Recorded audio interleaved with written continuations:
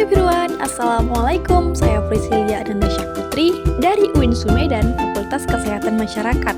Nah, di video kali ini saya akan membahas tentang faktor risiko diabetes mellitus. Nah, jadi faktor risikonya itu ada dua, yaitu faktor yang dapat diubah dan faktor tidak dapat diubah. Yang pertama adalah faktor yang dapat diubah, seperti obesitas. Dalam hal ini terdapat korelasi bermakna antara obesitas dengan kadar glukosa darah. Pada derajat IMT besar dari 23, maka dapat menyebabkan peningkatan kadar glukosa darah menjadi 200 mg. Selanjutnya ada hipertensi. Peningkatan tekanan darah pada hipertensi hubungannya erat dengan tidak tepatnya penyimpanan garam dan air atau meningkatnya tekanan dari dalam tubuh pada sirkulasi pembuluh darah perifer. Selain itu ada pola makan. Nah, makanan yang kaya akan gula, lemak jenuh, dan makanan olahan dapat meningkatkan risiko terkena diabetes mellitus. Konsumsi makanan tinggi gula menyebabkan lonjakan gula darah yang membebani pankreas untuk memproduksi insulin lebih banyak. Selanjutnya ada gaya hidup, seperti kurangnya aktivitas fisik. Nah, pada orang yang jarang olahraga, zat makanan yang masuk ke dalam tubuh itu tidak dibakar, tetapi ditimbun dalam tubuh sebagai lemak dan gula. Jika insulin tidak mencukupi untuk mengubah glukosa menjadi energi, maka akan timbul diabetes mellitus. Lalu ada stres. Nah, stres ini dapat menyebabkan peningkatan pelepasan hormon stres seperti kortisol dan glukagon.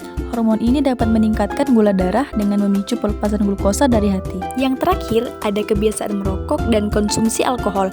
Nah, jadi bahan kimia dalam rokok itu dapat merusak sel-sel yang bertanggung jawab untuk mengatur gula darah, mengganggu metabolisme karbohidrat, dan meningkatkan resistensi insulin. Nah, pada konsumsi alkohol, itu dapat menyebabkan kerusakan pada pankreas dan menyebabkan kenaikan berat badan yang berkontribusi pada resistensi insulin.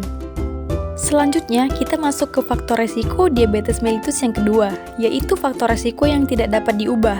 Yang pertama ada umur atau usia. Pada usia lebih dari 45 tahun, memiliki peningkatan risiko terhadap terjadinya diabetes mellitus dan intoleransi glukosa yang disebabkan oleh faktor degeneratif, yaitu menurunnya fungsi tubuh. Yang kedua ada riwayat keluarga dengan diabetes mellitus. Untuk seseorang yang memiliki riwayat keluarga diabetes mellitus, nah itu dapat mempengaruhi kerentanan seseorang tersebut untuk terkena diabetes mellitus. Yang ketiga ada ras atau etnik, dan yang terakhir ada riwayat diabetes mellitus pada kehamilan atau gestasional.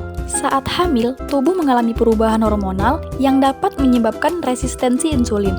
Nah, hal ini berarti bahwa tubuh tidak dapat menggunakan insulin dengan efektif untuk mengatur kadar gula darah.